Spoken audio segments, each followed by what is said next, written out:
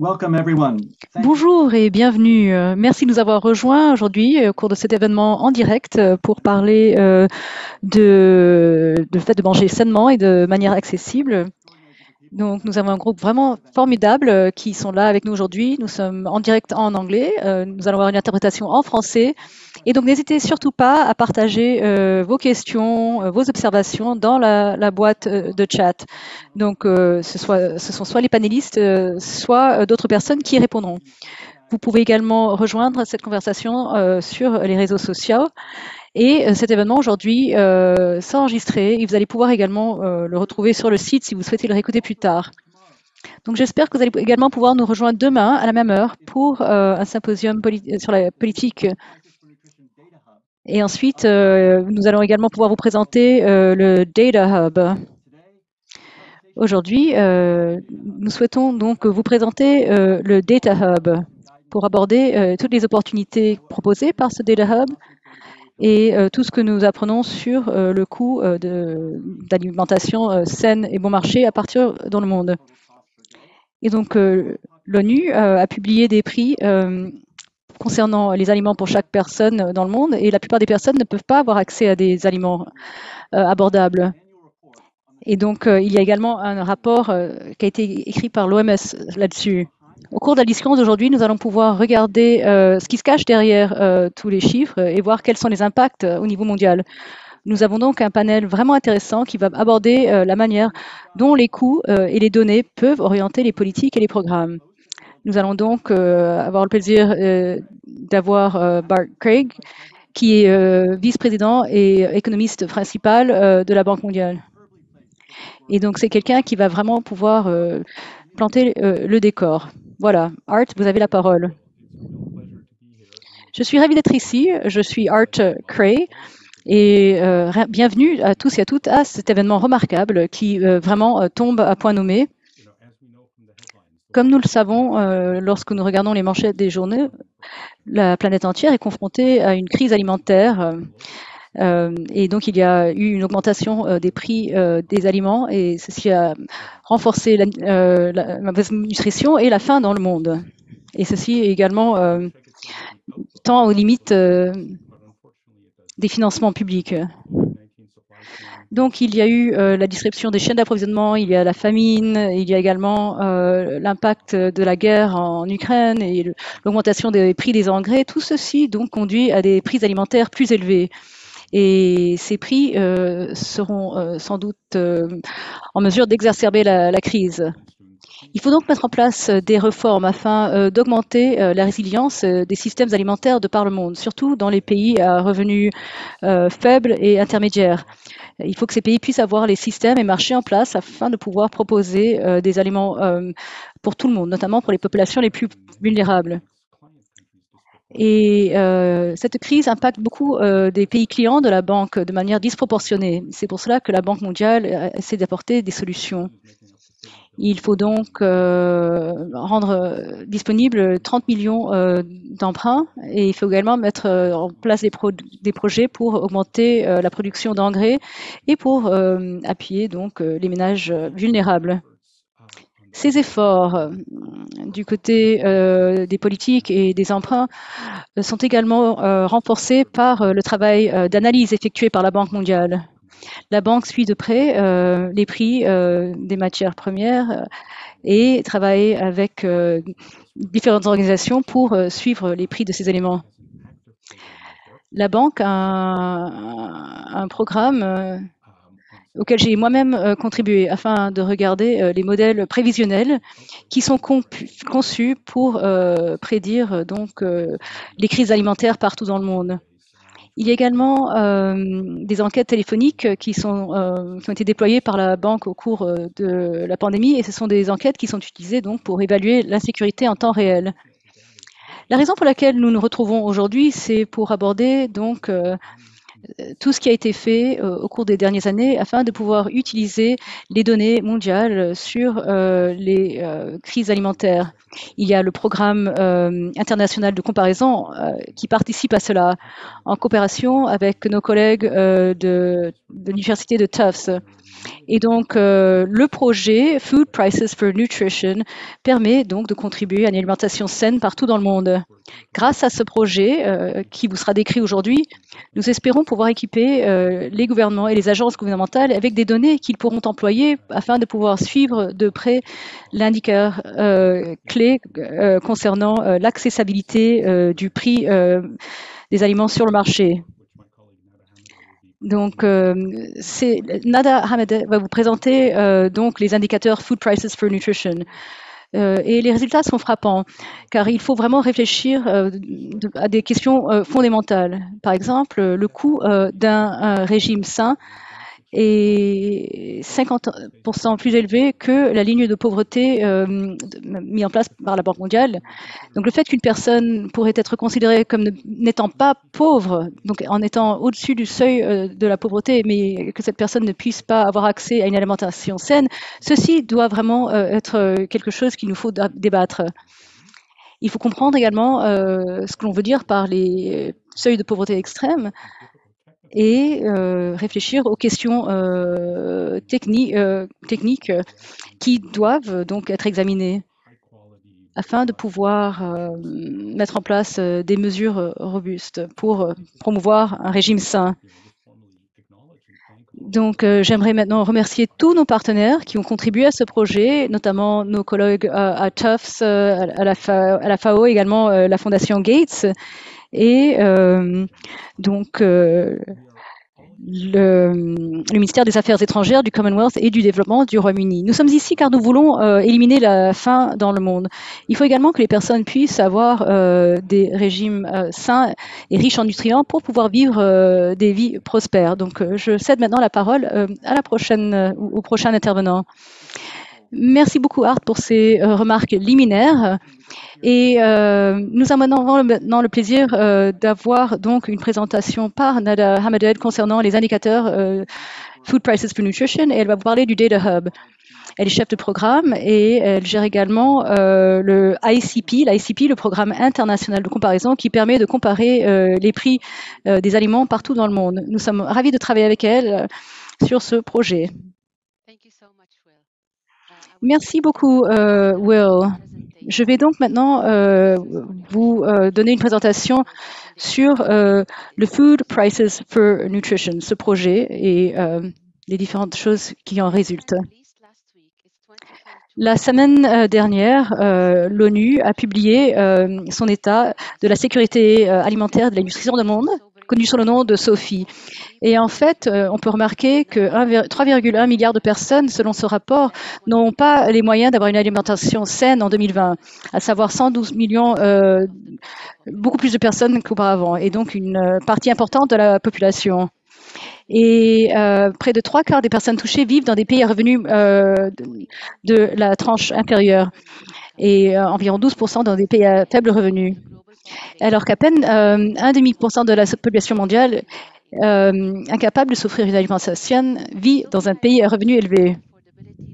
Sophie a également mis en évidence les changements en matière d'accessibilité financière entre 2017 et 2020 et alerté les électeurs sur la hausse entre 2019 et 2020, à la fois du nombre de personnes incapables de pouvoir avoir accès à une alimentation saine et de la part de la population mondiale concernée, ce qui inverse donc la précédente tendance à la baisse. Cette hausse a été observée dans toutes les catégories de revenus, mais surtout les personnes vivant dans les pays à revenus intermédiaires de la tranche inférieure ou à faible revenu sont les plus vulnérables, donc soit environ 90% et 70% de leur population. Bien entendu, l'accessibilité financière dépend de deux facteurs. Tout d'abord, le coût d'une alimentation et le revenu disponible pour que le ménage puisse acheter des denrées alimentaires. En 2017, le coût moyen mondial d'une alimentation saine était de 3,31 $, alors qu'en 2020, il sera de 3,54 $ sur la base des parités de pouvoir d'achat actuelles pour chaque année. Le coût le plus élevé a été observé dans les pays à revenus intermédiaires de tranche supérieure. Et donc, les pays à revenus intermédiaires de tranche inférieure ont connu la plus forte croissance du coût, 8,9 entre 2017 et 2020. Je vais donc vous présenter en détail le projet Food Prices for Nutrition et toutes les recherches sur le coût et l'accessibilité du net ancienne qui sous-tendent les résultats présentés dans le SOUFI.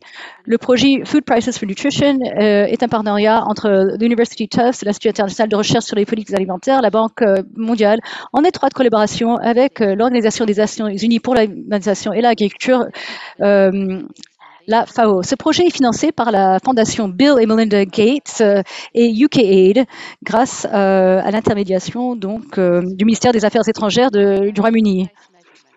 Donc ceci a été mis en place a été créé pour fournir une mesure des prix des denrées alimentaires afin de contribuer à la réalisation de l'aspiration à la sécurité alimentaire telle que définie par le Sommet mondial de l'alimentation en 1996. La sécurité alimentaire, c'est lorsque toutes les personnes, à tout moment, ont un accès physique et économique à une nourriture suffisante, sûre et nutritive afin de pouvoir satisfaire leurs besoins, afin d'avoir une vie active et saine. Donc, l'objectif du projet, c'est de pouvoir mesurer l'accès académique par le biais du coût et de l'accessibilité des régimes alimentaires.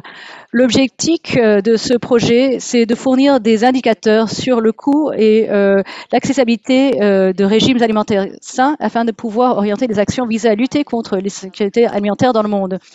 Les indicateurs constituent un outil permettant d'orienter les interventions en matière de systèmes alimentaires et d'agriculture et de suivre le progrès accompli vers un système alimentaire mondial qui met des régimes alimentaires sains à la portée de tous à tout moment. Les prix des denrées alimentaires créent ce qu'on appelle une échelle d'accessibilité à une alimentation saine. Tout d'abord, il y a un régime énergétiquement suffisant.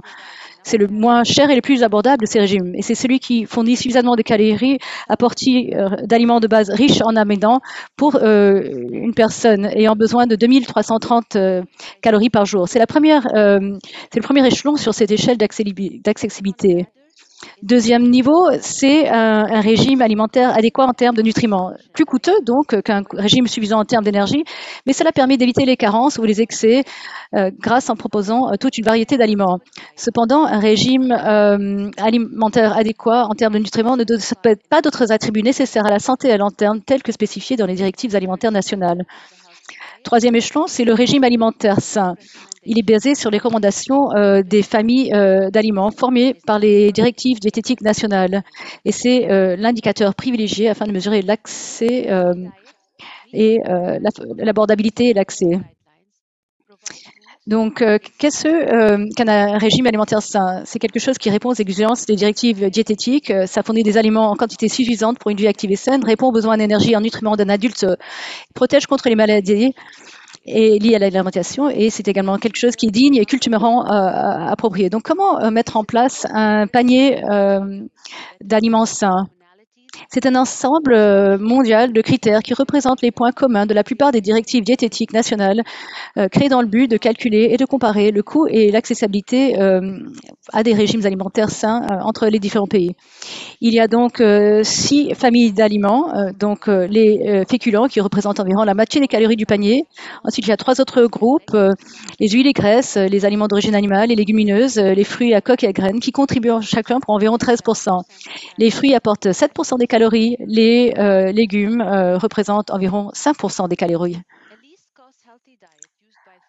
Le régime alimentaire à moindre coût utilisé par Food Prices for Nutrition utilise les aliments les moins chers disponibles localement à chaque moment et en chaque lieu pour accomplir la contribution de chaque groupe alimentaire au panier d'un régime alimentaire sain. 11 aliments sont sélectionnés dans chaque pays afin de constituer ce panier pour représenter les 6 groupes alimentaires. Comme je l'ai mentionné précédemment, le coût mondial d'une alimentation saine au moindre coût est de 3,54 $ en 2020. Vous pouvez voir ici les coûts moyens de chaque groupe d'aliments faisant partie de ce régime alimentaire. Les parts de coût des aliments d'origine animale et des légumes représentent chacune environ 25% du coût total et les fruits 20%. La part du coût des féculents et des légumineux, des noix et des graines dans le panier est plus faible, environ 15% et 11% respectivement, tandis que les huiles et les graisses ne représentent généralement que 4%. Bien entendu, il s'agit de moyennes mondiales et les coûts relatifs sont différents pour chaque pays. Par exemple, les parts du coût du panier d'une alimentation saine pour le Sénégal, le Pakistan et l'Italie sont présentées ici. Au Sénégal, les légumes représentent la plus grande partie du coût du panier, soit 31%. Au Pakistan, les aliments d'origine animale sont les plus importants avec 30%. En Italie, les fruits du panier sont les plus coûteux avec 28% du total. En ce qui concerne les parts plus faibles, les huiles et les graisses ont une part de coût de seulement 2% en Italie, alors que ce groupe alimentaire représente 6% et 9% du coût total au Pakistan et au Sénégal respectivement. Et bien sûr, comme le panier est basé sur les aliments disponibles localement, les articles du panier d'une alimentation saine dans un pays seront différents de ceux d'un autre pays. Par exemple, au Sénégal, les sardines font partie du groupe des sources animales, alors qu'au Pakistan et en Italie, le poulet et le lait sont inclus. Les dattes et les mangues sont choisis pour le groupe de fruits au Sénégal, alors que les bananes et les noix de coco sont les apports en fruits au Pakistan. Et l'Italie a des pommes et des bananes. Les oignons et les carottes figurent dans le groupe des légumes des 3 pays. Alors, d'où proviennent ces prix des articles de ces 6 groupes alimentaires? Le programme de comparaison internationale, ou PCI en abrégé, est l'un des plus grands programmes statistiques au monde. Il s'agit d'un partenariat mondial d'agences nationales, régionales et multinationales dont le bureau mondial du PCP est hébergé ici à la Banque mondiale. Par le biais de ces enquêtes, le PCI collecte les prix des biens et des services qui constituent le PIB total de chacun de ces 170 pays participants et compile également les données sur les dépenses des comptes nationaux pour chaque économie. Une partie du processus d'enquête consiste à recueillir les prix d'articles alimentaires représentatifs qui sont généralement consommés par les ménages dans chaque pays. Ces articles reflètent ce à quoi le consommateur a accès et leur prix reflète ce que le consommateur paie réellement au point de vente. Food Prices for Nutrition utilise ces données granulaires pour identifier dans chaque pays les articles qui conviennent au panier d'une alimentation saine et qui sont les moins chers. Ces prix sont collectés en unités monétaires locales, mais sont convertis en une monnaie commune en utilisant les parités de pouvoir d'achat calculées par le PCI. Ceci permet de comparer d'un pays à l'autre le coût d'une alimentation saine et les groupes alimentaires qui composent ce panier. Alors, maintenant, nous avons bien sûr des prix permettant d'établir le coût d'une alimentation saine, mais comment mesurer le caractère abordable ou l'accès économique à une alimentation saine? Nous comparons le coût par rapport aux revenus et aux dépenses alimentaires. La base de données du PCI fournit des données sur les dépenses alimentaires et la plateforme sur la pauvreté et les inégalités de la Banque mondiale fournit des données sur la répartition des revenus. Food Prices for Nutrition estime ensuite quelle proportion du revenu des ménages est consacrée à l'alimentation. Dans les pays à revenus faibles, les données sur les dépenses compilées par le PCI montrent que les gens consacrent en moyenne 52% de leurs dépenses à la nourriture.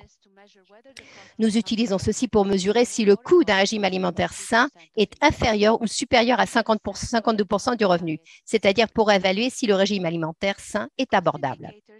Les indicateurs de coût qui sont disponibles par le biais du nouveau Food Prices for Nutrition Data Hub sont les suivants. Coût d'une alimentation saine par personne et par jour, coût d'une alimentation suffisante sur le plan énergétique et adéquate sur le plan nutritionnel par personne et par jour, coût par personne et par jour, partage des coûts, coûts relatifs aux féculents des différents groupes d'aliments que nous avons mis en évidence plus tôt.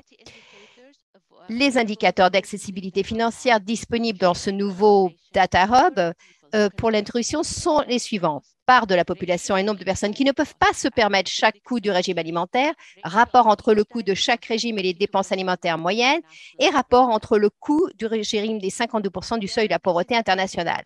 Donc, ensemble, ces indicateurs permettent d'analyser les différences entre les pays, les régions et les groupes de revenus. Par exemple, ce graphique montre le coût d'un régime alimentaire sain dans chaque pays et la part de la population et le nombre de personnes qui ne peuvent pas se permettre ce régime.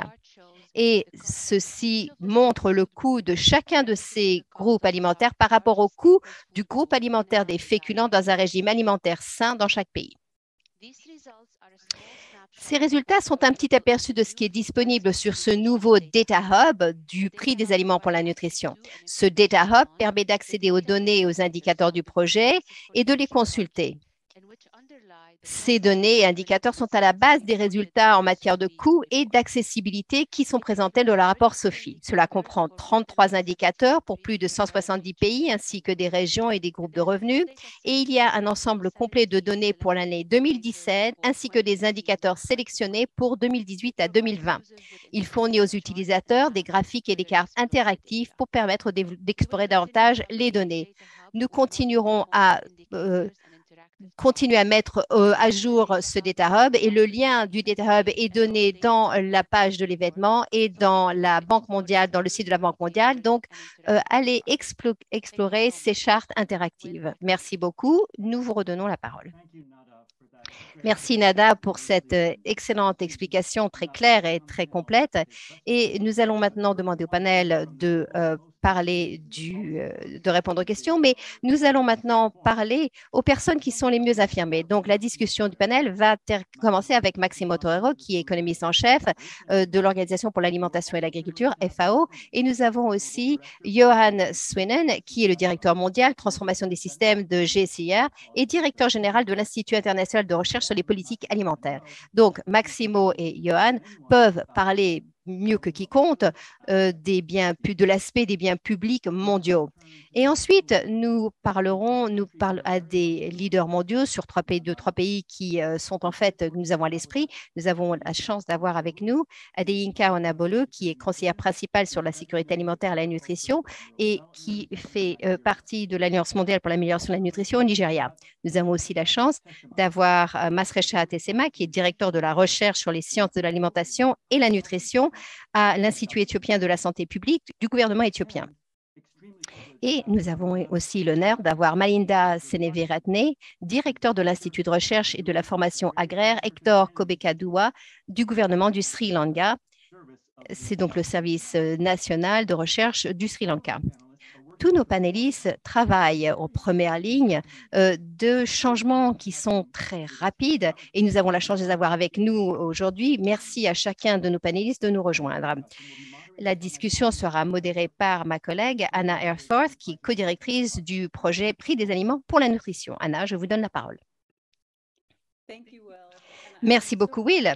Je suis très heureuse de cette opportunité de rassembler un panel très distingué et qui sera tout à fait fascinant pour utiliser donc tous ces indicateurs au niveau national et mondial. Mais avant d'entamer cette discussion de panel, j'aimerais rappeler à chaque personne que vous pouvez soumettre vos questions et vos commentaires dans le chat en français et en anglais. Vos questions, les questions que vous soumettrez seront dans une liste et on y répondra soit par le panéliste durant la séance questions et réponses ou par écrit dans le chat. Alors, pour commencer notre discussion du panel, j'aimerais commencer pour poser une question adressée à Maximo Torero, qui est économiste en chef à la FAO. L'état de la sécurité alimentaire, l'équipe a travaillé avec la FAO. Nous avons développé des indicateurs pour un régime alimentaire sain. Je vous remercie de votre partenariat et de votre leadership pour pouvoir donner une visibilité. La semaine dernière, le rapport 2022 a été lancé avec le thème « La réorientation des politiques alimentaires et agricoles pour rendre les régimes alimentaires sains plus abordables » qui vient donc de l'état de santé alimentaire et de la nutrition dans le monde.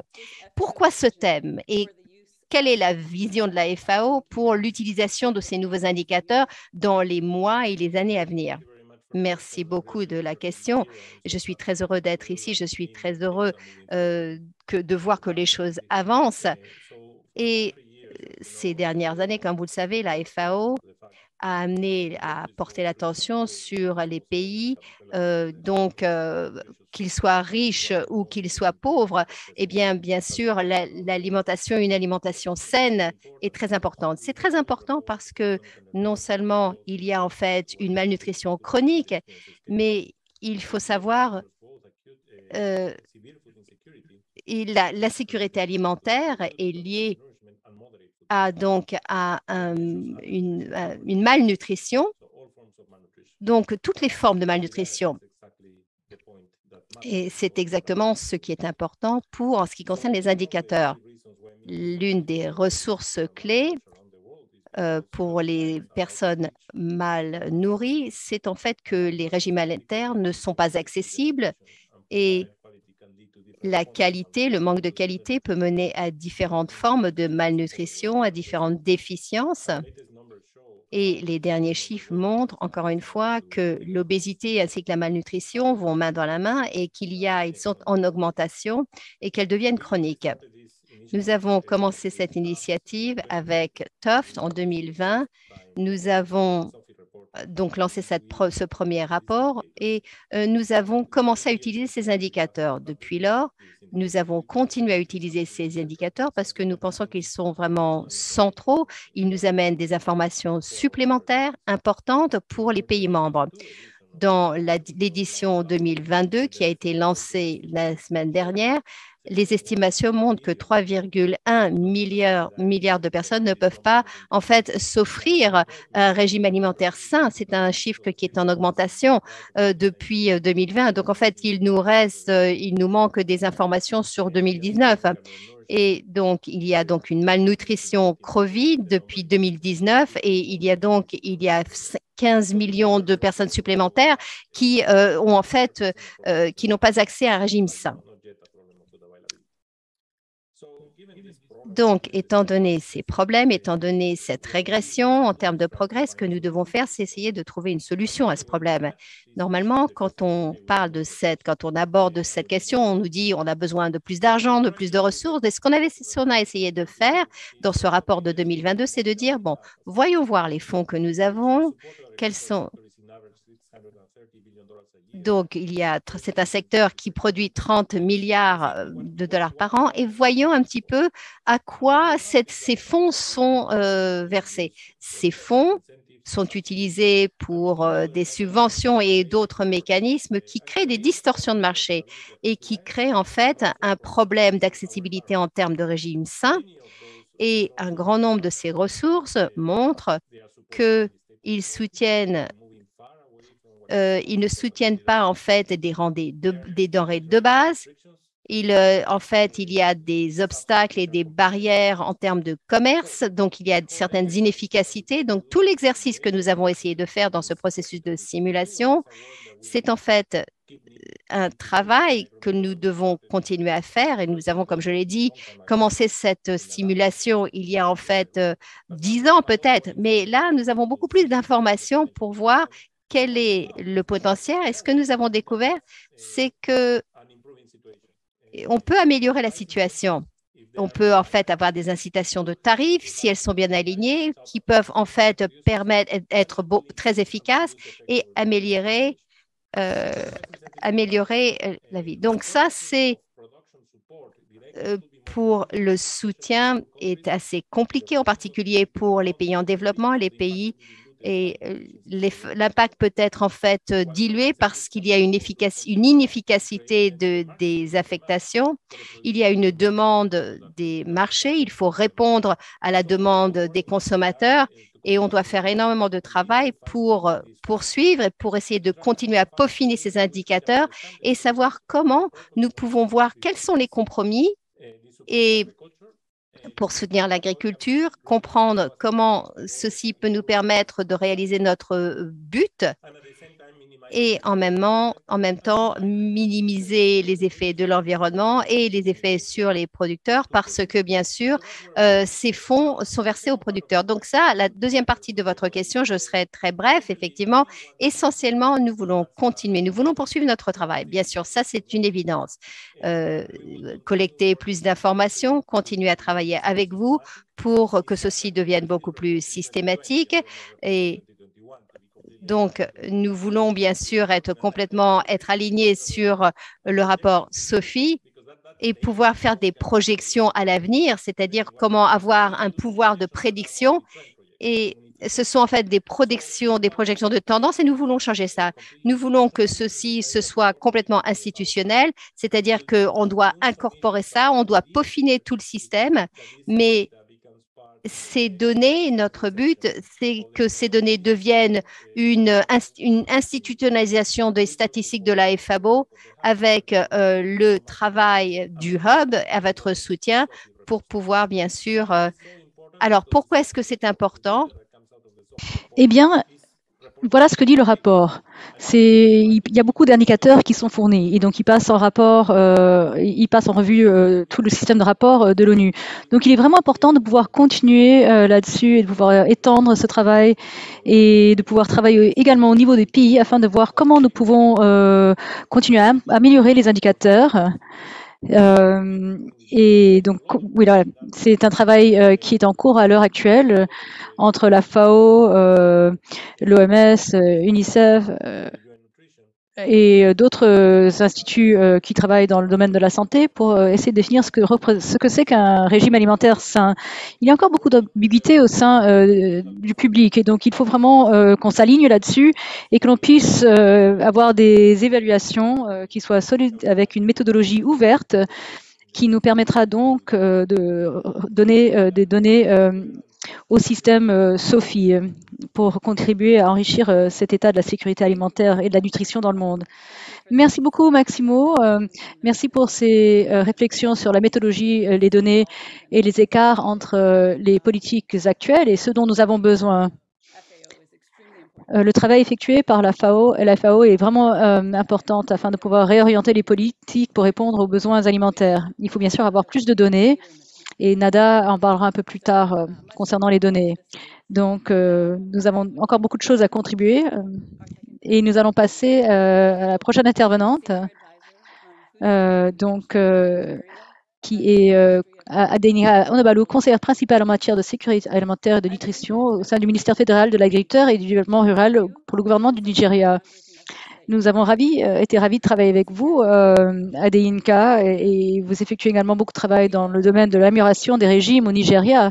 Nous savons que le Nigeria intègre actuellement les indicateurs de coûts et d'accessibilité financière des régimes alimentaires sains dans des systèmes de suivi au niveau étatique, notamment dans le cadre du tableau de bord des systèmes alimentaires du Nigeria, qui était le principal mécanisme de redevabilité proposé lors du sommet sur les systèmes alimentaires. Donc dites-moi, pourquoi ces données infranationales sur le coût des régimes alimentaires sains, pourquoi ces données sont-elles si importantes au Nigeria? Merci beaucoup. J'aimerais tout d'abord vous dire que je travaille pour le Global Alliance for Improvement Nutrition et je propose donc des services de conseil au gouvernement nigérian. Ce qui nous intéresse, c'est de pouvoir évaluer les coûts et l'accessibilité des régimes alimentaires sains et les mettre dans notre tableau de bord.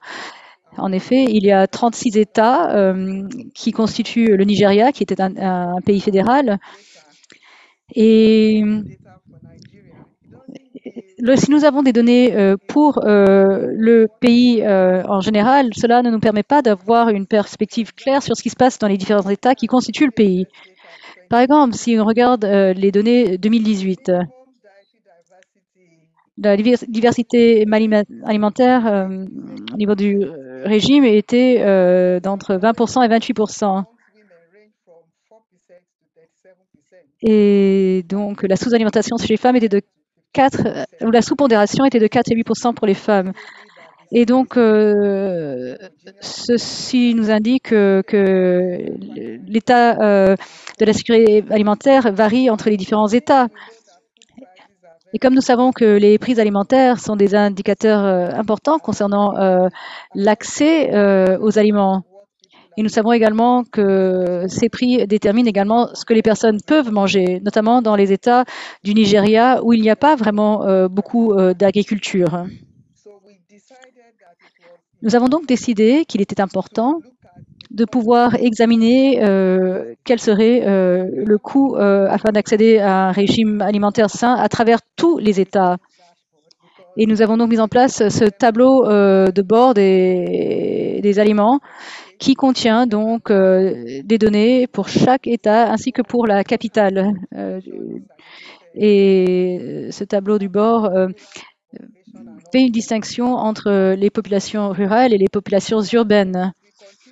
L'espoir, c'est qu'au fur et à mesure que nous continuons à analyser les données, que nous pouvons renforcer l'indicateur, qui est un indicateur important, et si nous pouvons ceci nous permettra d'améliorer la qualité des régimes, car nous sommes également en train de suivre un indicateur concernant la qualité des régimes alimentaires. Donc en fait, nous n'avons pas besoin de mettre en place un autre processus pour recueillir les données, car il y a déjà un centre de statistiques qui fait cela de manière mensuelle. Et c'est également quelque chose qui examine l'indice des prix de consommation. Nous pouvons donc utiliser ces mêmes données. Et là, l'intervenante a été coupée. L'interprète s'excuse, mais nous n'avons pas d'audio. Donc, nous avons un mécanisme qui nous permet de communiquer les enseignements aux différents gouvernements. Donc, en fait, il faut savoir que les États sont autonomes. En fait, c'est au niveau fédéral qu'on peut mettre en place des politiques, mais c'est au niveau de chaque État que le gouvernement décide, le gouvernement étatique va décider ce qu'ils vont mettre en place. Donc, il y a un groupe qui réussit déjà à fournir des informations aux décideurs politiques. Donc, par exemple, ils peuvent utiliser des systèmes de signalisation vert, jaune, rouge pour indiquer les progrès effectués concernant certains indicateurs. Donc, à l'heure actuelle, ils sont beaucoup plus focalisés sur les indicateurs orientés sur la santé. Mais nous œuvrons avec eux depuis quelques années pour qu'ils puissent nous fournir des informations, ou plutôt fournir des informations aux gouverneurs des États. Donc, si il y a un signalement rouge pour un État et un signalement vert pour un autre État, à ce moment-là, ils vont commencer à se poser des questions. Par exemple, le gouverneur de l'État va se dire pourquoi est-ce que mon État est dans le rouge et pourquoi l'État voisin est dans le vert. Et donc, nous espérons pouvoir leur expliquer pourquoi. Et en intégrant cet indicateur, l'indicateur ne sera pas utilisé de manière isolée. En fait, les gouverneurs pourront voir quelle est la situation dans leurs États respectifs. Voici, par exemple, les cultures qui sont produites. Voici les cultures que nous avons employées afin de faire le calcul des coûts. Donc, voici ce que vous pouvez faire afin de vous assurer que ces cultures de denrées soient beaucoup plus disponibles et abordables. C'était un exemple. Merci. Merci beaucoup, Adeyinka, d'avoir expliqué comment les données existantes peuvent être utilisées et afin de pouvoir éviter d'avoir à collecter de nouvelles données. Et le fait que l'utilisation de ces données se passera vraiment au niveau des États fédérés au Nigeria, car il est difficile de faire des comparaisons à travers un pays de la taille du Nigeria. Donc, nous nous réjouissons donc de voir comment ces indicateurs pourront être utilisés pour sous-tendre les décisions politiques et augmenter donc la qualité des alimentaires. Je passe maintenant la parole à Mashra Tessema, directeur donc de la recherche sur les sciences de l'alimentation et la nutrition au sein du gouvernement éthiopien. Donc, merci de nous avoir rejoints, Mashra. En fait, nous allons parler de l'utilisation de ces indicateurs en Éthiopie. Donc, les indicateurs de coût et d'accessibilité mesurent l'accès aux aliments qui répondent aux besoins diététiques tels que définis par les directives diététiques. L'Éthiopie vient de publier son premier ensemble de directives diététiques nationales fondées sur l'alimentation. Pouvez-vous nous dire comment ces indicateurs sont liés à la mise en œuvre de ces directives en Éthiopie? Merci beaucoup, Anna. Avant de répondre à votre question, j'aimerais exprimer le fait que le gouvernement d'Éthiopie a une politique extrêmement claire sur une alimentation nutritive. Ceci a été démontré grâce aux politiques récentes et grâce à la stratégie qui a été mise en place. L'Éthiopie a également développé une feuille de route pour la transformation des aliments afin de répondre aux directives proposées par le système de l'ONU. Nous avons donc identifié 22 initiatives très importantes et nous avons donc rajouté l'aspect alimentaire en tant que priorité très importante. Nous faisons également partie de la coalition régime sain, Healthy Diet, Et donc, si vous regardez toutes les politiques, les stratégies et les programmes, eh bien, avoir un régime alimentaire sain, c'est vraiment l'aspect central de nos activités. Il y a également des directives qui ont été publiées, donc les ensembles de directives diététiques nationales. Suite à cela, il y a également eu le développement de plusieurs messages. Et c'est un travail qui a duré pendant 3 ans avant de pouvoir développer cela.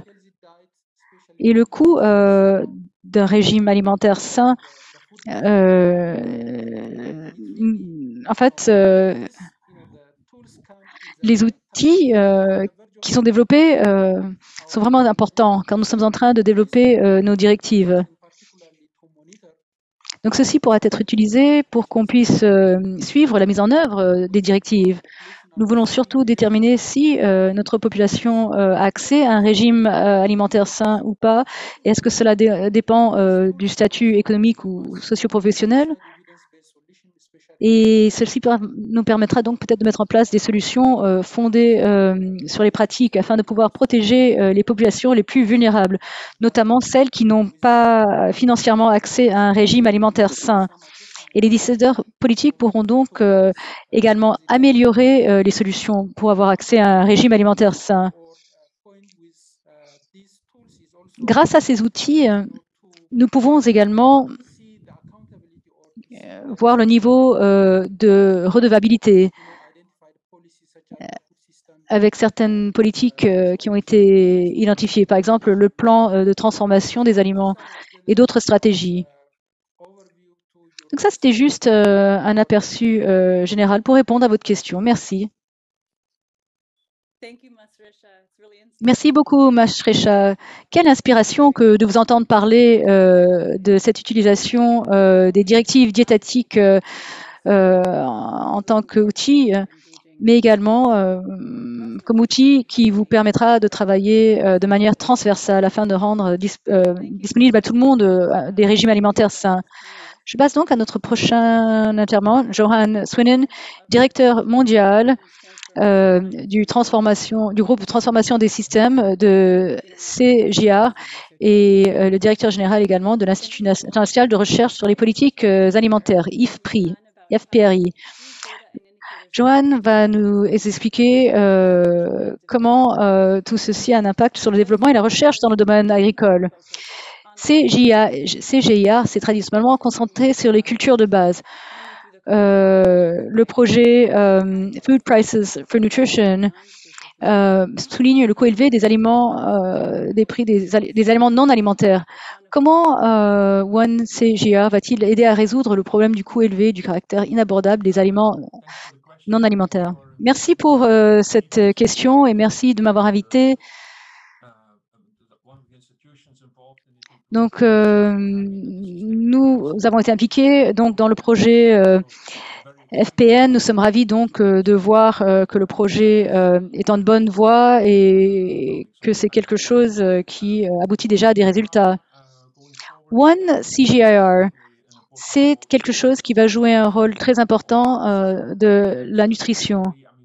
Certainement, il y a cette image comme quoi CGIAR s'attache surtout aux cultures de base, mais il y a eu une évolution au cours de la dernière décennie, notamment au sein de mon institut, l'Institut IFPRI. Nous nous attachons beaucoup à la question de la nutrition. Et donc, l'un des objectifs de One CGIAR, c'est de mettre en place des projets de recherche et de stratégie pour la décennie à venir. Il y a donc eu une évolution qui s'est produite au cours de la dernière décennie. Et donc, nos recherches ont commencé il y a longtemps de cela, avec des équipes aux Pays-Bas, avec la FAO, avec la Banque mondiale. Et donc, toutes ces recherches ont contribué à différents travaux. Par exemple, comment évaluer différents types de régimes, le fait que beaucoup d'aliments ne sont pas accessibles financièrement et que les régimes préconisés à l'heure actuelle sont très coûteux.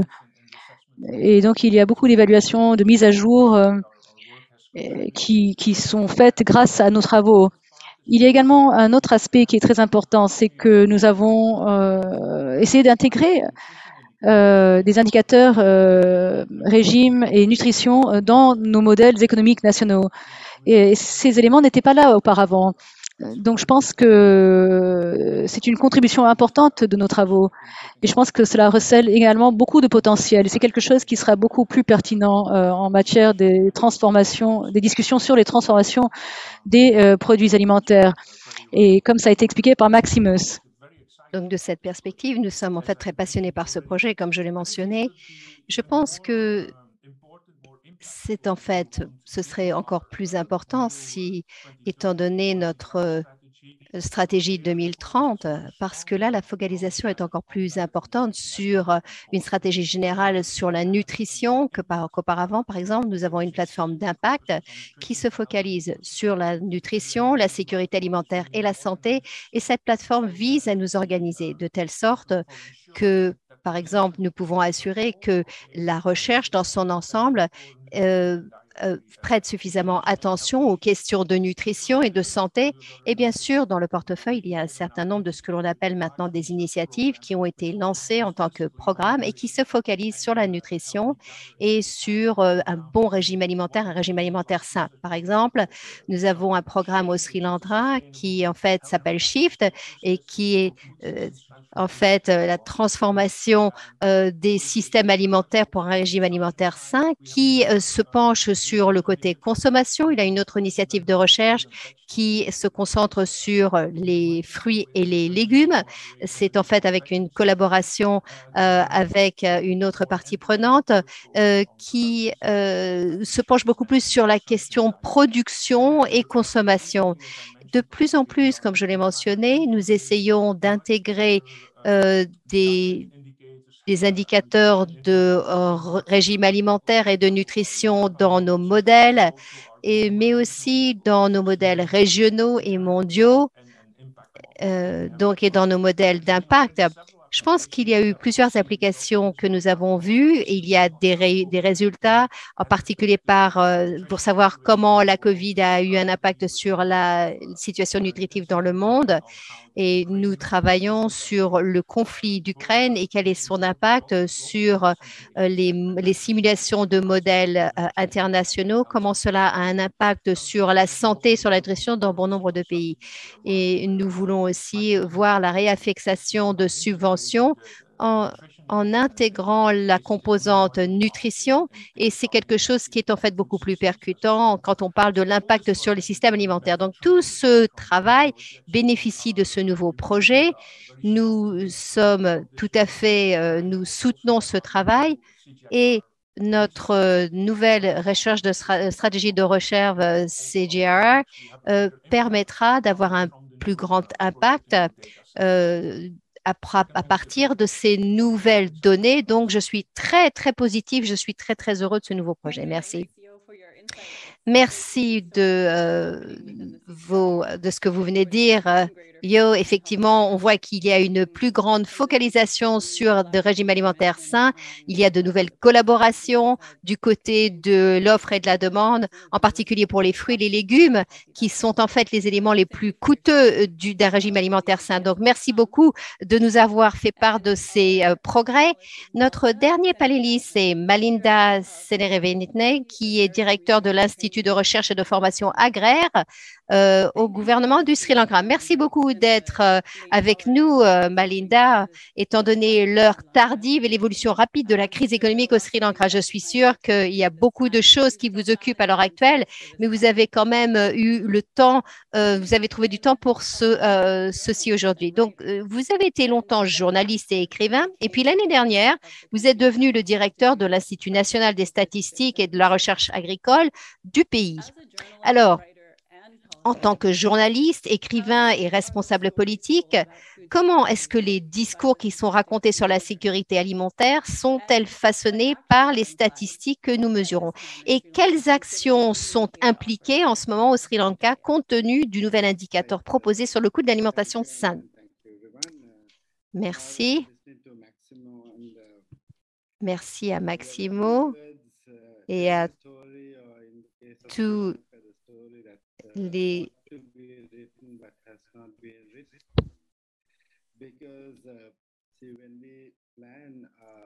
Inaudible. Nous considérons les exigences nutritives. Que se passe-t-il?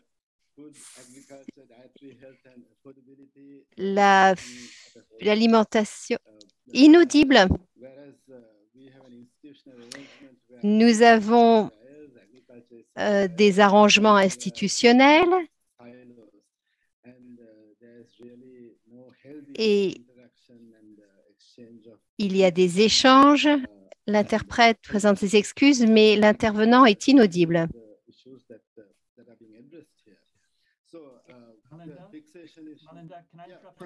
Je voudrais vous interrompre, Malinda. Les interprètes vous demandent de vous approcher du micro et de... Est-ce que ça va mieux maintenant? J'espère.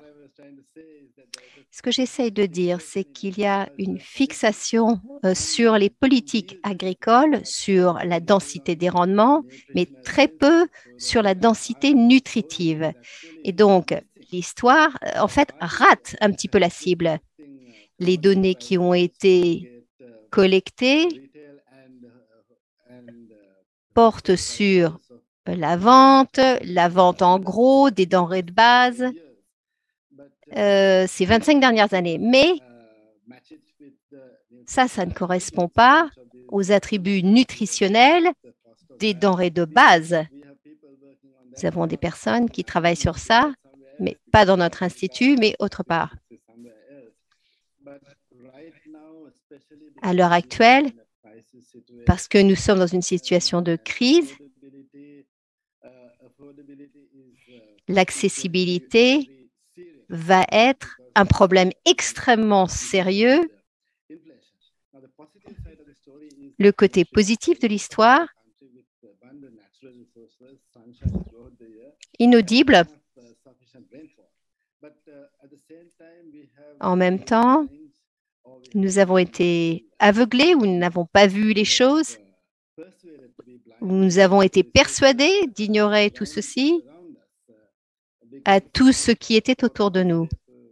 Quand on parle d'aliments de base,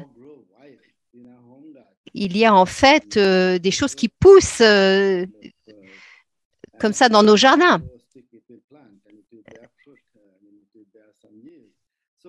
Et on pourra avoir certains rendements.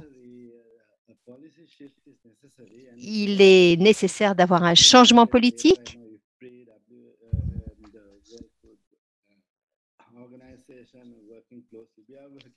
Nous travaillons avec des organisations pour nous assurer que les données sont exactes, pour pouvoir soumettre aussi aux décideurs politiques, pour nous assurer que les ministres et les autres décideurs politiques dans les différents ministres ont le genre d'informations et le genre de réflexion qui vont leur permettre de considérer la question dans son ensemble. Et donc, il nous faut avoir toutes les données. Et à l'heure actuelle, la situation au Sri Lanka est en fait beaucoup plus grave que ce qui a été présenté auparavant. C'est donc une situation extrêmement difficile, mais ce n'est pas parce que nous sommes en crise qu'on ne peut pas agir et qu'on ne peut pas avoir le bon mécanisme qui nous permet d'avoir les bonnes informations, nous permettant de changer la politique et d'aligner ces politiques sur ce que Sorno Maximo parlait. C'est une dynamique qui est en pleine évolution, mais comme quelqu'un l'a dit, Churchill l'a dit, même dans une crise, c'est en fait le bon moment pour commencer les choses. Nous croyons donc que la situation politique et la crise économique, même si elle est très grave, exigent la formulation de stratégies qui n'ont pas besoin d'attendre et d'être mis de côté. Même dans ce type de situation, il faut avoir une méthodologie qui va pouvoir résister aux assauts du temps et qui vont nous permettre de formuler un meilleur système pour pouvoir relever le défi des problématiques qui nous concernent à l'heure actuelle. Voilà. C'est en fait un petit peu en résumé. Merci. Merci beaucoup, Malinda. Nous apprécions véritablement votre perspective, votre optique qui vient donc d'une île tropicale où on produit énormément de choses. Et étant donné les priorités très urgentes du Sri Lanka, le fait que vous ayez pris le temps aujourd'hui de discuter ce genre de questions de sécurité alimentaire et de nutrition, nous voulons vous remercier. Bien maintenant, j'aimerais poser les questions qui viennent de notre chat. La première question s'adresse à Maximo. C'est une question, donc, la distribution centralisée alimentaire dépend de plusieurs choses. La plupart des pays qui souffrent de crise alimentaire semblent être des pays tropicaux. Il y a énormément de diversité et où quels sont les changements politiques auxquels on a pensé dans les pays ou au point de vue mondial pour encourager et pour promouvoir une production locale diversifiée ainsi qu'une distribution alimentaire diversifiée. C'est en fait ce dont parlait Malinda. Merci. C'est une question importante et j'aimerais présenter trois choses. La première chose, c'est qu'on ne devrait jamais passer aux extrêmes. Ça veut dire qu'on ne devrait jamais passer uniquement au local ou uniquement au global. Je pense que la combinaison des deux, c'est ça en fait qui est tout à fait logique et ça nous permet d'assigner nos ressources de la manière la plus appropriée en fonction de nos capacités. Et ça, c'est en fait derrière l'importance de la résilience, l'importance d'avoir une diversité d'aliments produits localement, mais aussi d'avoir une diversité de sources que vous pouvez importer quand vous en avez besoin. Un pays n'a pas, bien sûr, toutes les ressources naturelles pour produire toute la diversité dont on a besoin. Il est donc très important d'utiliser les deux, de garder les deux et de se servir des deux. Deuxième point qui est important pour nous aussi, c'est de savoir comment on peut augmenter et acquérir une efficacité de production nationale dans les différents pays. Le défi qu'on a, c'est qu'il y a des pays qui produisent un niveau très faible par rapport au potentiel qu'ils ont. Et ça, c'est lié à leur capacité de progresser et à leur diversité de production.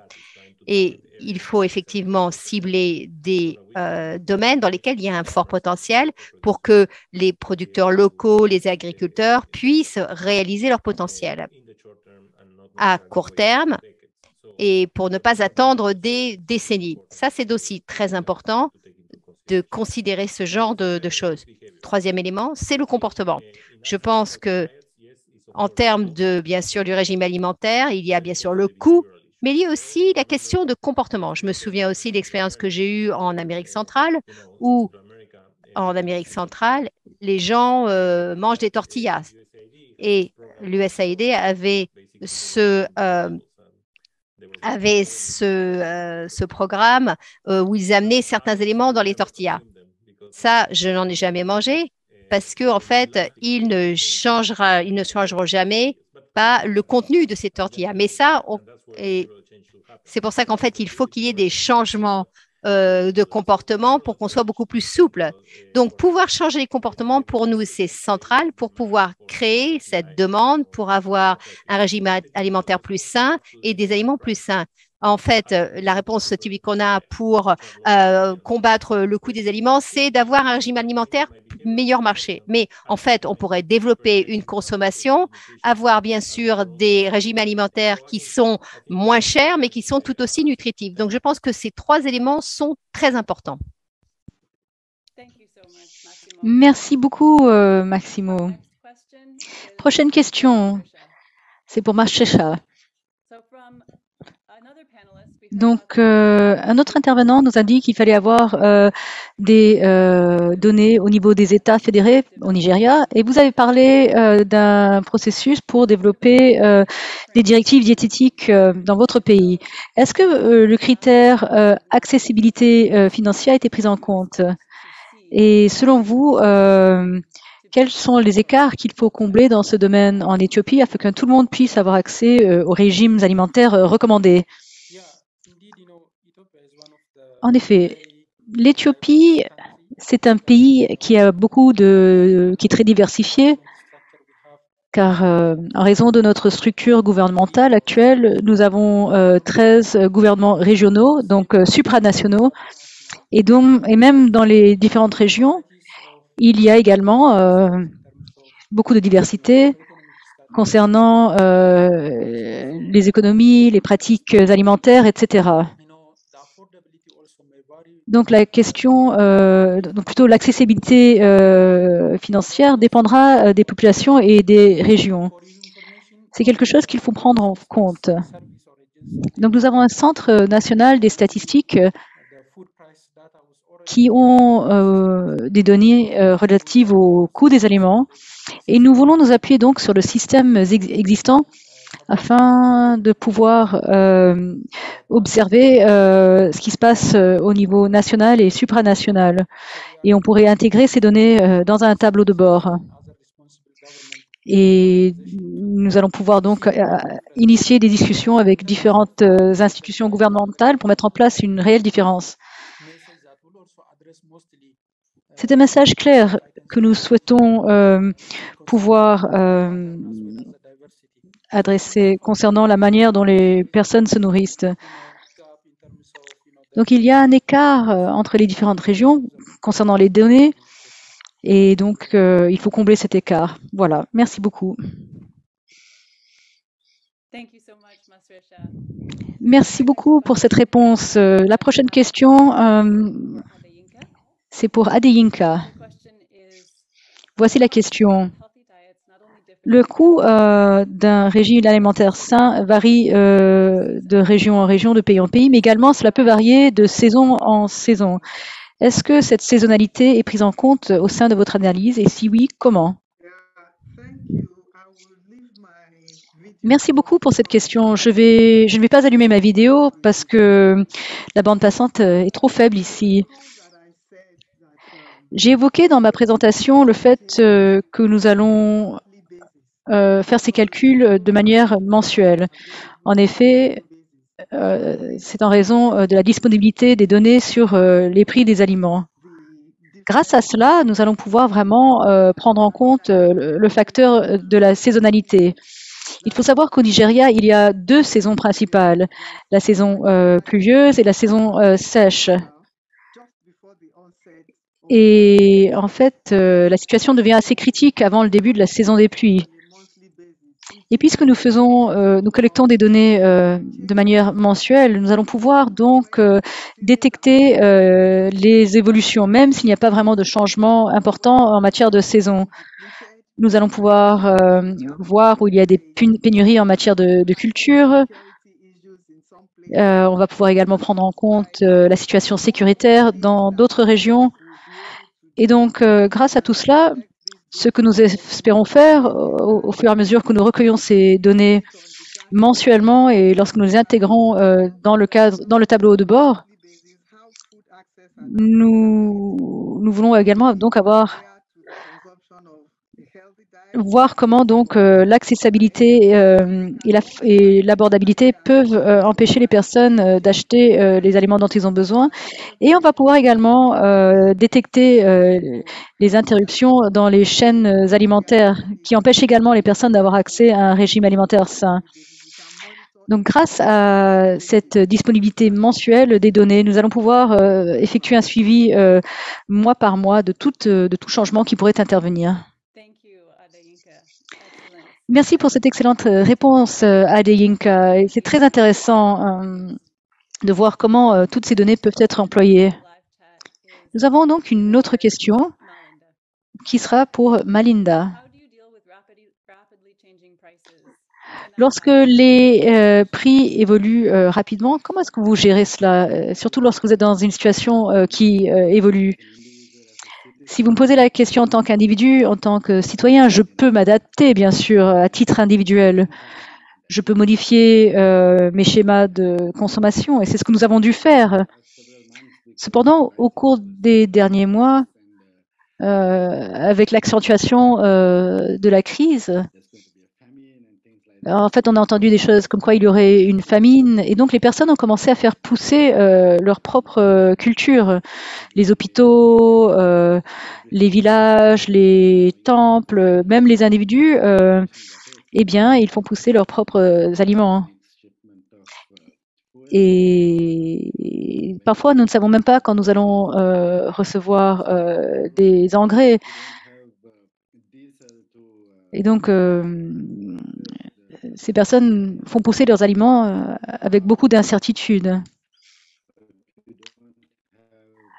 L'interprète s'excuse, mais l'audio n'est pas de qualité suffisante à interpréter.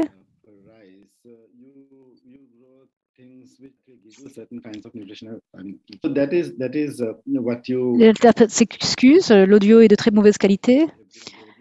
Donc en fait, vous faites ce que vous avez à faire. Et en fait, c'est quelque chose qui est ressenti au niveau des individus, des ménages, des communautés, des villages. Et donc, par exemple, dans notre communauté, nous avons décidé qu'aucun enfant dans le village ne se coucherait la faim au ventre. Nous allons nous assurer que tous les enfants puissent manger de manière adéquate. Et donc, c'est vraiment un défi politique à relever également.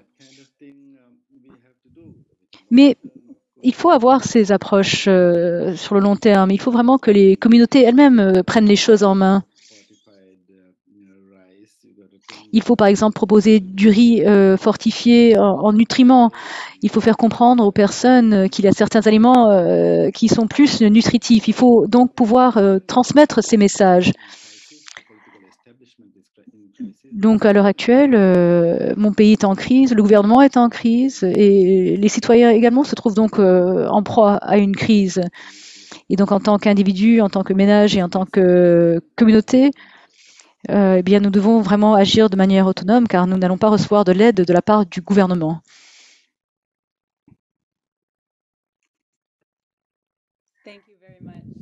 Merci Malinda.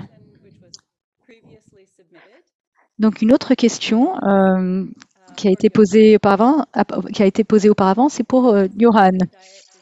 Le coût d'un régime sain est fondé sur le prix des aliments dans les différents marchés. Cependant, les personnes produisent parfois leurs propres aliments ou ils vont également dans les forêts pour recueillir des aliments. Donc, si les aliments ne sont pas disponibles de manière accessible sur le marché, comment est-ce que ces autres aliments peuvent contribuer à une alimentation saine?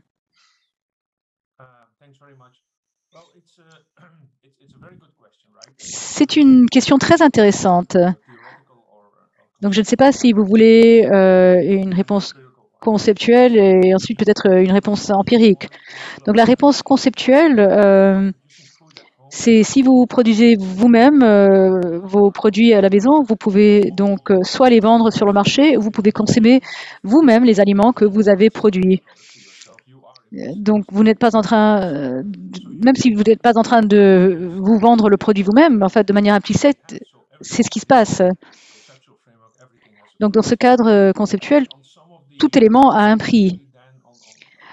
Passons maintenant aux aspects empiriques. Avec d'autres indicateurs, nous avons moins de précision. Donc, par exemple, pour les récoltes dans les forêts ou d'autres éléments, comment mesurer les prix de ces choses-là? Mais on peut le faire de manière conceptuelle.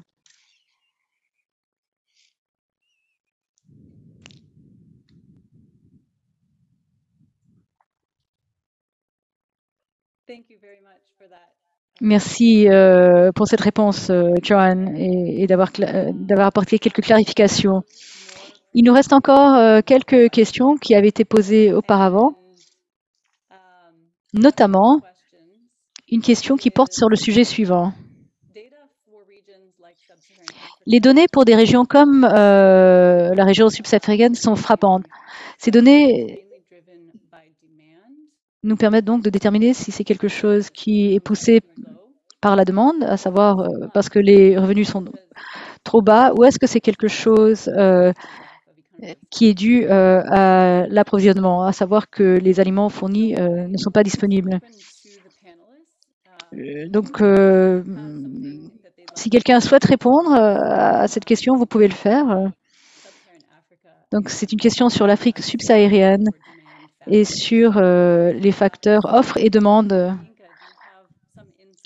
Ed Inc., est-ce que vous avez peut-être des perspectives à partager avec nous, puisque vous vivez vous-même dans un pays de la région Merci beaucoup. Je ne suis pas économiste, mais selon moi, parfois, les aliments sont disponibles, mais personnes ne peuvent pas les acheter, n'ont pas les moyens de les acheter. Mais parfois, il y a des cultures qui sont produites, mais en quantité insuffisante, et donc il y a moins d'aliments disponibles. En général, dans le monde développé, il y a cette perception selon laquelle la pauvreté trouve son origine en Afrique. Et toutes ces migrations vers les zones urbaines font de sorte que les personnes ne peuvent pas produire elles-mêmes leur nourriture, même à petite échelle, afin de pouvoir compléter ce qu'elles achètent. Donc, si les personnes ne peuvent pas acheter assez d'aliments, eh bien, il y a différents facteurs qui contribuent à cela sur le continent africain. Mashresha, est-ce que vous avez peut-être une perspective d'Afrique de l'Est que vous pourriez partager avec nous? Oui, pour ajouter à ce qu'a dit Adinka, ce qu'il faut savoir, c'est que dans beaucoup de pays d'Afrique de l'Est, l'une des questions principales, plutôt l'un des défis principaux, c'est de pouvoir augmenter la production et de diversifier cette production. En effet, la plupart des terres en Afrique ne sont plus cultivées. Il faut donc mettre en place un mécanisme pour encourager les agriculteurs à utiliser des outils mécaniques afin de pouvoir augmenter leur production. Et en Afrique de l'Est, il y a beaucoup de pertes agricoles également, de pertes de culture. Donc, il faut réduire ces pertes. Et il faut également donc pouvoir les intégrer dans des politiques agricoles afin de pouvoir augmenter les sites de production. En ce qui concerne la demande, le pouvoir d'achat est bien sûr lié au développement économique, lié à la pauvreté. Il ne faut pas oublier ce facteur, car il faut avoir un mécanisme en place afin de pouvoir réduire la pauvreté tout en augmentant le statut économique des groupes les plus vulnérables. Et selon moi, ce sont les facteurs les plus importants à prendre en compte. Merci.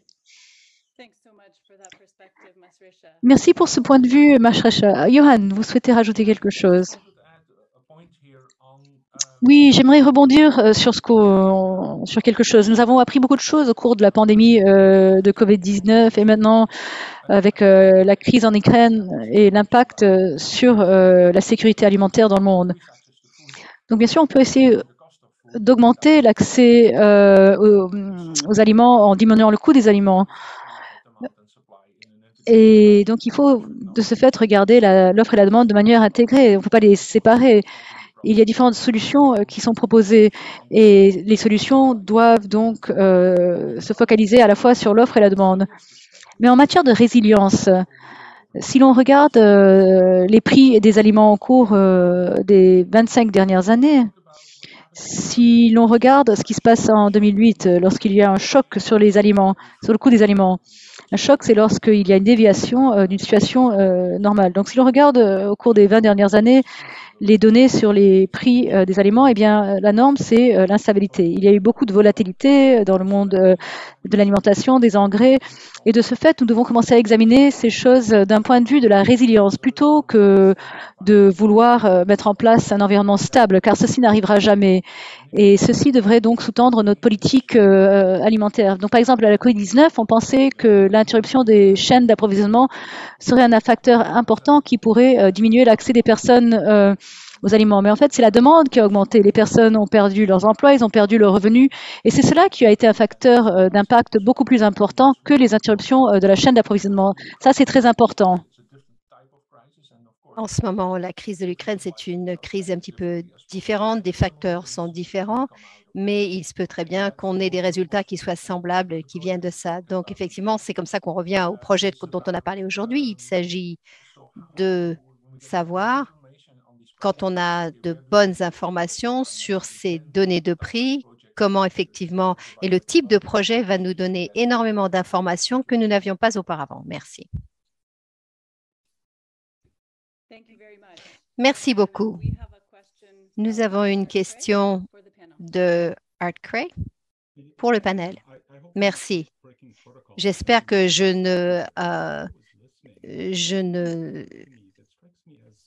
quelque chose m'a frappé quand on parlait. Quand on parle de savoir comment utiliser ces données pour pouvoir éclairer les décisions politiques, et beaucoup d'entre vous en ont parlé, le scénario dont je me pose la question, c'est ce qui suit. Supposons qu'on a un gouvernement qui a pas mal de programmes de subventions alimentaires en place. Donc, les effets de ces subventions sur, bien sûr, ces prix alimentaires vont être inclus dans les calculs pour un régime alimentaire sain. Mais on promeut aussi l'élimination de subventions pour certains programmes ciblés. La question est de savoir, est-ce que les bonnes politiques vont en fait intervenir dans ces données? Est-ce qu'on va les voir dans ces données? Parce que l'autre côté, le verse de la médaille, c'est que la plupart dans les pays à revenus intermédiaires de tranche inférieure ou supérieure, on voit les résultats. S'il y a une augmentation du pouvoir d'achat, au vu de ces subventions, est-ce qu'on va pouvoir intégrer ça dans les calculs de l'accessibilité? Donc, ce serait bien si vous pouviez parler effectivement de ceci. Est-ce que c'est quelque chose dont on doit se préoccuper et si c'est le cas, comment? Merci, Art. Et je donne la parole à tous ceux qui veulent répondre à la question. Je pense que l'expert ici, c'est en fait, donc c'est quelqu'un qui est à l'écran ici. C'est vrai qu'effectivement, si on a des principes de commerce ouvert, si vous êtes un petit pays, eh bien, les subventions alimentaires ne devraient pas avoir un impact sur les prix sur le marché. Parce que le prix, encore une fois, du point de vue conceptuel, parce que les prix sont déterminés par le marché et que ce soit donc qu'il y ait des subventions ou non. Mais bien sûr, le prix véritable que payent les consommateurs, bien sûr, va être différent parce que c'est là qu'interviennent les subventions. C'est donc toujours un problème un peu complexe. Il faut toujours avoir un cadre qui soit là et on peut effectivement retirer les données de cela. Mais je pense que Will a probablement des choses à dire là-dessus. Merci beaucoup. Oui, allez-y, Will, vous pouvez intervenir. Et je voulais juste souligner la valeur ici, pour répondre à la question de Hard, du fait qu'il faut en fait considérer tout le régime alimentaire. Parce que dans ces cas-là, on voit, est-ce que le message, c'est que les programmes de subvention qui existent, qui en fait veulent baisser les prix pour les denrées de base, c'est important dans le régime alimentaire. Donc, dans ces cas-là, pour le riz, pour le blé, c'est important. Mais ça, ce n'est peut-être pas très important parce qu'en fait, les choses qui sont chères ici, ce sont en fait les coûts de distribution de ces groupes nutritionnels qui sont très souvent négligés dans l'infrastructure et dans les institutions et qui soutiendraient en fait des chaînes de valeur à moindre coût et que le programme de CGRA a discuté, qui ont été discutés par pas mal de panélistes. Effectivement, ça, c'est en fait un agenda qui n'est pas véritablement réalisé. Donc, ce que vous avez dit, c'est important du côté, bien sûr, des denrées de base, mais c'est en fait une petite partie de l'histoire en ce qui concerne un régime alimentaire sain.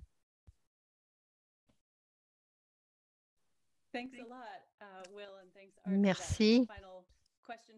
Merci à Art de la question à tout le panel. Et Nada est ici aussi et elle fait donc partie du panel. Et j'ai une dernière question pour elle. Pour vous, Nada, ça, donc il s'agit du PCI.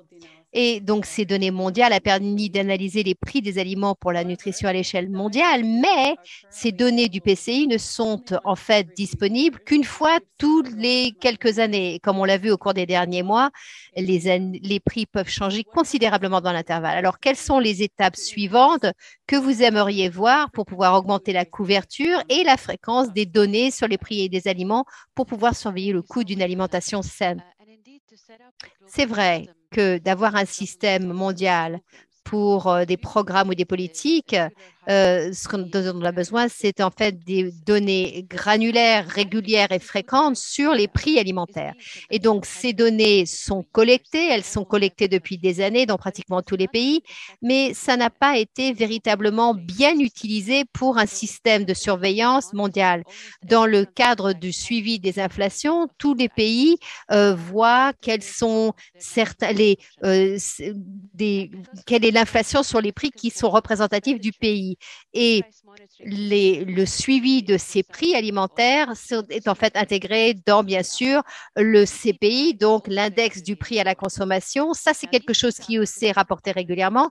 Donc, ces données sont officielles, elles sont recueillies par les différents pays. Et ça, c'est un gros avantage par rapport aux des données qui sont recueillies par des efforts parallèles. Ces données permettraient d'utiliser les investissements actuels de chaque pays dans la collecte des données. Donc, en un mot, ces données existent, elles ont été collectées, elles figurent dans les bureaux statistiques des différents pays, mais ce dont on a besoin ici, c'est d'un partenariat mondial nouveau entre les pays, les agences internationales, telles que la FAO, la Banque mondiale et des centres de recherche comme TUF, comme on l'a vu aujourd'hui. Et ce partenariat pourrait rassembler ces différentes ressources, ces différents systèmes qui existent déjà, qui sont déjà en place au niveau national et international, qui pourraient s'appuyer sur les données sur le prix des aliments qui existent déjà et sur le système de suivi international qui nous permettrait de suivre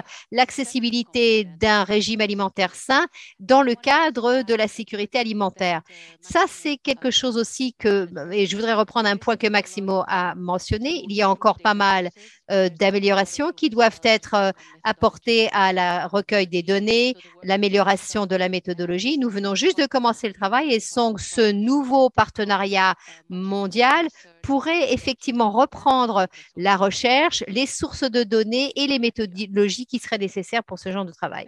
Je vous redonne la parole. Merci beaucoup, Nada. Oui, effectivement, c'est vraiment très passionnant d'avoir un partenariat et de considérer ce programme futur pour voir ce que l'on peut faire en utilisation d'autres sources de données nationales pour compléter ce que nous avons déjà et pour pouvoir avoir des contacts avec les pays dans le monde entier. Merci beaucoup à tous de cette discussion très riche. C'était vraiment fascinant d'explorer cette question de vos différents points de vue. Donc, merci à Maximo, à Johan, à Adeyinka, à Mareska, à Nada, Will et à Malinda de leur participation. Nous arrivons à la fin de notre séance d'aujourd'hui et j'aimerais maintenant donner la parole à Enoch Chikava, qui est le directeur intérimaire du développement agricole au sein de la Fondation Bill et Melinda Gates, qui va nous donner ses propos de clôture. Enoch, à vous. Merci beaucoup. J'ai vraiment apprécié la discussion. Encore une fois, je voudrais réitérer mes remerciements à tous les panélistes. Cette conversation ne pourrait pas être arrivée à un moment plus opportun. Comme nous le savons tous, Nous sommes au milieu d'une crise alimentaire mondiale, mais aujourd'hui, il y a un nouveau sens de l'urgence, le sens que nous devons agir pour certaines des organisations euh, qui font ça depuis plus de 40 ans, comme la Banque mondiale. Peut-être que nous sommes vraiment à un moment crucial qui nous pousse à agir, et pas uniquement avec des investissements à court terme, mais aussi des investissements à long terme. Mais pour pouvoir être efficace, il faut que nous puissions comprendre la nature du problème. Et c'est la raison pour laquelle nous travaillons tous sur ces systèmes alimentaires dans le secteur du développement. Nous sommes très reconnaissants à la Banque mondiale, à l'IFPRI, à la FAO et à TUF de travailler sur ce projet. Grâce à ce travail, nous avons maintenant accès à des mesures qui nous permettent de mesurer le prix et l'accessibilité d'un régime alimentaire sain. Et il est bon d'entendre comme les pays comme Sri Lanka, l'Éthiopie et le Nigeria commencent à utiliser ce genre de mesures pour leurs décisions. Il est vrai que ce qui est mesuré est fait. On voit ça tout le temps. Vos contributions par rapport au rapport Sophie a été très utile. Comprendre qu'aujourd'hui, pratiquement un tiers du monde, c'est-à-dire plus de 3 milliards de personnes, ne peuvent pas s'offrir d'avoir un régime alimentaire sain, capture véritablement l'ampleur du défi qu'il nous faut relever. Il est aussi bon de voir qu'il y aura plus de données qui va nous parvenir. Cette nouvelle boîte à outils sera très importante pour les décideurs politiques, ainsi que les données pour les prix alimentaires pour la nutrition. Les politiques efficaces, il y a en fait une déconnexion entre les investissements et l'impact que nous voulons ou l'impact que nous désirons. Il faut noter que chaque année, les gouvernements dans le monde entier investissent 630 milliards en termes d'initiatives alimentaires et autres. Mais chaque année, il y a plus de gens qui ne peuvent pas se permettre d'avoir un régime alimentaire sain. Et donc, qu'est-ce que ça veut dire? Ça veut dire que les investissements n'atteignent pas les petits agriculteurs. Si vous voyez les régions où les gens ont le plus de mal à avoir de régime alimentaire sain, c'est en fait les endroits où la plupart des petits agriculteurs n'ont pas accès aux ressources. Si nous voulons améliorer l'accès à un régime sain, nous devons soutenir les petits exploitants agricoles, en particulier les femmes, avec des politiques, des stratégies, des outils qui leur permettront d'augmenter leur production sur différents aliments. Améliorer l'accès à un régime sain exige également de nouveaux investissements dans l'adaptation agricole, la sécurité alimentaire. Par exemple, en Afrique subsaharienne ou en Afrique du Sud, est en fait impactée par les stress climatiques. Une série de sécheresses menace des millions de personnes dans la Corne de l'Afrique aujourd'hui, par exemple. Mais suivant le rapport Sophie, 1,7% du financement climatique représente donc un peu plus d'1 milliard de dollars, atteint les petits exploitants. Et la plupart de ceux-ci, c'est en fait axé sur non pas l'adaptation, mais l'atténuation. C'est la raison pour laquelle nous devons assurer que les questions que nous avons discutées aujourd'hui sont véritablement très visibles pendant la COP 27 en Égypte, que certains l'appellent la COP africaine. Et nous sommes au milieu d'une période extrêmement difficile et je nous encourage tous à amener des idées très passionnantes, les mêmes idées dont on a parlé aujourd'hui. Au niveau mondial, nous avons vu que la Banque mondiale ainsi que d'autres ont répondu à cette crise alimentaire en créant donc pour pouvoir apporter assistance à la région, avoir un appui politique, chose qui sera cruciale pour pouvoir augmenter l'accès à un régime sain. L'accès à un régime sain, alimentaire sain, ne devrait être un droit humain fondamental. Le prix des aliments pour la nutrition va assez loin justement pour réaliser ceci. Je vous remercie. Et merci beaucoup pour cette conclusion qui est vraiment source d'inspiration. Donc, au nom de toute l'équipe projet, j'aimerais vous exprimer toute ma gratitude et également au Gates Foundation, à la FAO et au gouvernement d'avoir financé ce projet, à la Banque mondiale, au IFPRI, à toutes les autres équipes. Et merci à vous qui nous avez rejoints pour avoir cette discussion extrêmement importante. Merci notamment à Mashreba en Éthiopie, à Djenka et Malinda. Merci de nous avoir rejoints. Pour ceux qui nous écoutaient, nous allons avoir une autre discussion demain à la même heure. Donc, ce sera une discussion technique. Mais n'oubliez pas qu'il y a beaucoup d'opportunités pour que nous puissions travailler ensemble sur toutes ces questions essentielles dans les mois et les années à venir. Donc, une fois de plus, merci de nous avoir rejoints. L'enregistrement sera également disponible sur le site et vous pourrez donc le réécouter à nouveau si vous le souhaitez. Merci et au revoir.